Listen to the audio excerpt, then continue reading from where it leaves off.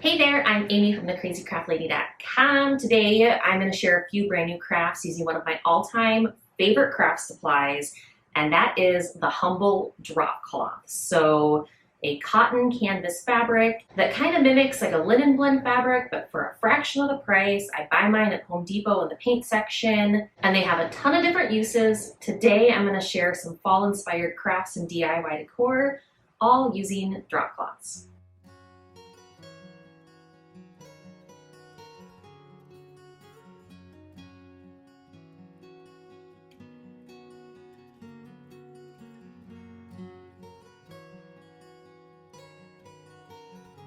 Okay friends, bear with me. This project starts out really messy and uses a bunch of different types of paint, but I swear the end result is going to be worth it. So I just started with this little canvas panel here from Dollar Tree and very messily painted the whole thing dark green. Don't judge me, I was just in a mood. I was like, I don't feel like dipping my paint back and forth into a paint tray. And the whole thing just needed like basic coverage. In fact, I didn't even need to paint the center because a lot of it's going to be covered by a piece of drop cloth fabric anyway. But that's a story for another day, but make sure you paint the edges too, because that's not going to get covered. And make sure you have the best coverage around the edges as well. And then I started making my little pumpkins. So I grabbed these pumpkin clips from Dollar Tree. They have a clip on the back that you just remove. And then I used my pliers to peel off the stem. And I also used my pen blade then to cut each pumpkin in half. So you're going to need a total of 6 pumpkins because you're going to cut them in half so that you have 12 pumpkin halves. These are solid all the way through, and unlike the larger foam pumpkins from Dollar Tree that I've cut in half that are hollow inside, these can get a little messy as you're cutting them apart, but it's not the end of the world.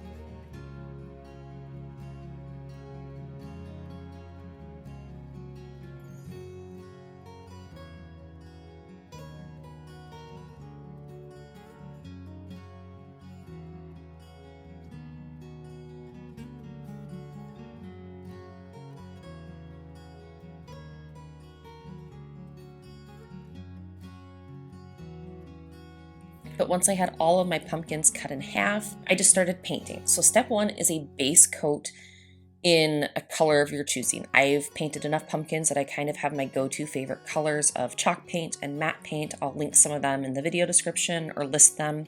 But do base coats in a couple different colors. So I did like a light green, I did a dark green, I did this light bluish color that's called Sage from DecoArt, and then a couple shades of orange as well. And then you do a second coat with a complementary color. So on a white pumpkin, I did a white and a little bit of gray. And you just follow the curves of the pumpkin there as you paint along. And then on the gray pumpkin here, I did a little bit of gray and white. You're just layering paint however you like. Here I have orange, and then I added a little bit of this blush pink color, which really mutes the orange and gives it that farmhouse feel. But do whatever color combinations that you like. You could do all different shades of orange if you really like the brighter colors. Get creative and play around with mixing paint.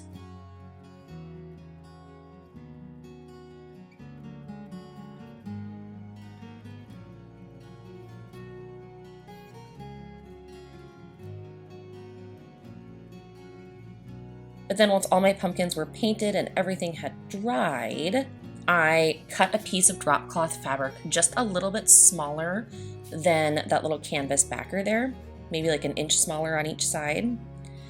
And then I frayed the edges. So sometimes it's easier if I couldn't find my seam ripper because I don't pull up my sewing supplies that often. So I just use my weeding tool for Cricut Crafts to fray the edges. But just fray around all the edges of that piece of drop cloth fabric, and I frayed it quite a bit.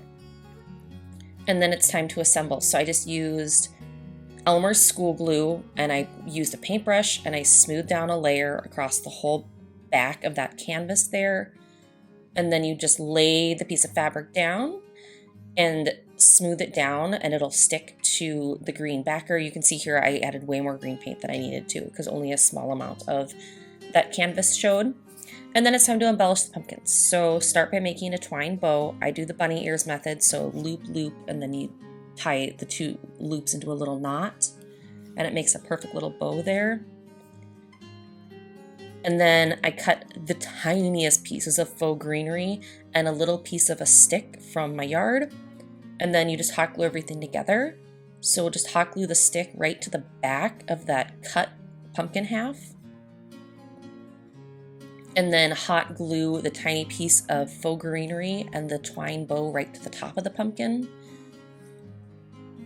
Go ahead, repeat this for all 12 pumpkins and then arrange them in whatever, color order looks nice. I played around with it a little bit until I got things the way that I liked them. And then you just hot glue each pumpkin half right to the drop cloth fabric, and that's it. A cute little pumpkin specimen art for fall.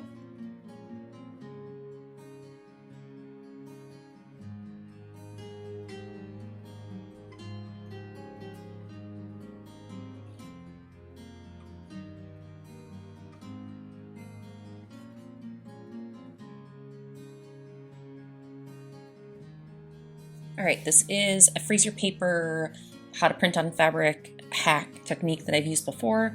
I just grabbed some drop cloth fabric and a piece of freezer paper that was a bit bigger than a sheet of printer paper. And I just ironed the whole thing so that the freezer paper stuck to the drop cloth fabric. I used my little mini heat press here, or just use an iron with no steam on it, either way. And then I just took a piece of regular old printer paper and a little fine point Sharpie there, and you mark the corners so that you can cut the freezer paper drop cloth duo down to match the size of the printer paper. So I just used a cutting mat, a ruler, and my rotary cutter. If you don't have a rotary cutter, you could trace straight lines and use scissors very carefully. And then I always reheat press again so that my drop cloth is super flat and super bonded, because some printers can be kind of finicky as you run the drop cloth through the printer. So I really like my Epson printer because I can just add individual colors of ink. There's no ink cartridges, and it seems to work really well for printing like color printables and things. But I just printed a little leaf image there.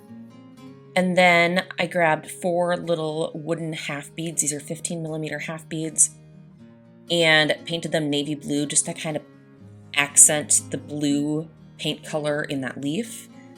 Just painted those blue real quick, and then it's time to assemble everything. So once again, rotary cutter, but you could use scissors. And I trimmed my cut drop cloth down to size, so it was a little bit smaller than this piece of scrap wood. And then you peel away the freezer paper and you have your little fabric piece. I decided to fray the edges just to add a little bit more texture to my finished project. So just start peeling away threads until it's frayed as much as you want.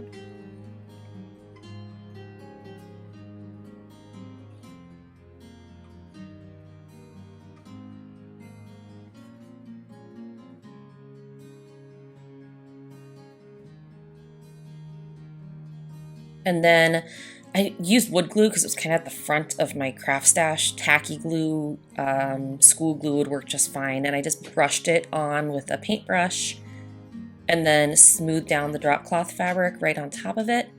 And then also glued down the little wooden half balls there. One in each corner of the fabric. Almost makes it look like it's like push pins or something holding it on.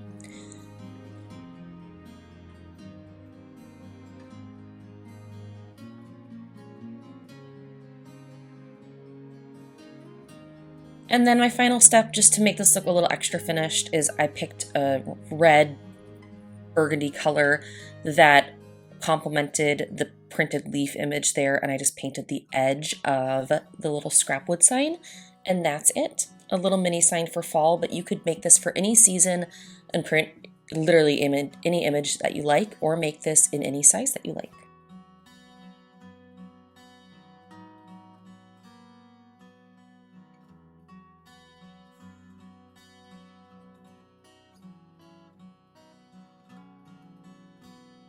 Okay, for this I started with a piece of drop cloth fabric. It was about 12 inches wide, 11 inches tall. And I just busted out my hot glue gun and did a couple folds to make a little decorative edge on my fabric pouch that I'm going to make here. So I started by folding over about a ½ an inch and hot gluing, and then I did another line of hot glue and folded over about 2½ inches. And so then you flip it over and then you fold it into thirds. So more hot glue here. You could sew this. I do not have the sewing skills to make this one happen. Not gonna happen. So I just hot glued. So this will be the back of the little pouch here. And then you just wanna make a little bottom for the pouch. So I just folded over one side and glued it. And then you pinch both of the edges to make little triangles that you then hot glue down. So it's helpful to like stick your hand in the pouch, and then you'll want to do a dab of hot glue, 2 dabs, one inside the triangle and one on the bottom of the triangle where it's gonna stick to the bottom of the sack there. So one inside that triangle and then one on the bottom, and then you just fold it over. So it's a very basic little pouch. Now I could have probably painted this fabric before I created my pouch, but I didn't think that far ahead. This is the thought process that goes into most of my crafts, y'all. It's not always thought out. Sometimes I just turn on my camera and I start, and then it works out or it doesn't. And if it works out, you guys get to see it. And if it doesn't work out, my sister suggested I do a craft fail video at some point, which I might do, because there definitely have been a few craft fails lately. And maybe if I planned my projects a little better, that wouldn't happen. But welcome to the mind of a creative person. So anyway, that's my tangent. So I just took some painter's tape and I taped off the pattern because I'm going to paint that grain sack line on my little pouch here. And so I used nonstick scissors to cut my painter's tape. It's just easier that way. Taped everything off the way that you need it to be, so you can stagger these whatever style you like. And then I just grabbed a pouncer brush and my Waverly chalk paint in the color Moss, which I've used for a bajillion projects. Bajillion's a number, right? And I just painted in between all that painter's tape. You want to use a pretty dry brush because you don't want uneven coverage here. If you come in with too much paint, you'll have some areas that are really dark and some areas that are lighter. So it's better to do a dry brush and go over it a few times to get even coverage. And then peel away that tape very carefully. And then to embellish, I used 2 half wood balls. So I used a ton of these. These are 15mm wood balls. I order them on Amazon. And then I painted them with that same green paint.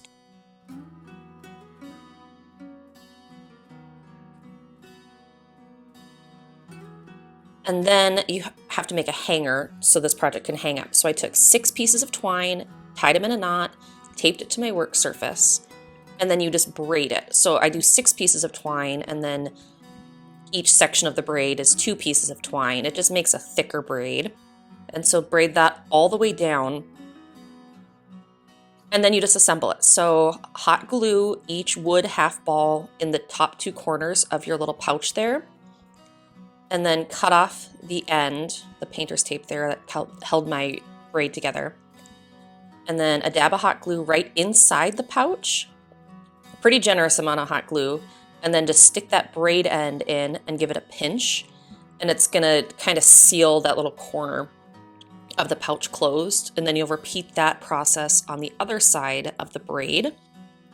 And you'll see here, I made this hanger extra long because I didn't know where I was gonna hang this little pouch when it's finished. So if your braid is too long, what you can do is you can just like pinch the top and tie it in a knot to make the pouch hang at whatever height is desirable for you, or you could just make your braid shorter. And then the final step is totally optional, but I came across these rub-on transfers at Dollar Tree actually, and they're super adorable. So I decided to embellish my little pouch here just a little bit. So I picked which embellishment I liked best, and then you just set it in place. I added a little piece of painter's tape just to keep my embellishment from sliding around. But these rub on really very easily just using a popsicle stick. And I was really impressed with how well these transferred onto the drop cloth fabric. Then to finish my project, I just added a little bit of stuffing into the bottom of the pouch there.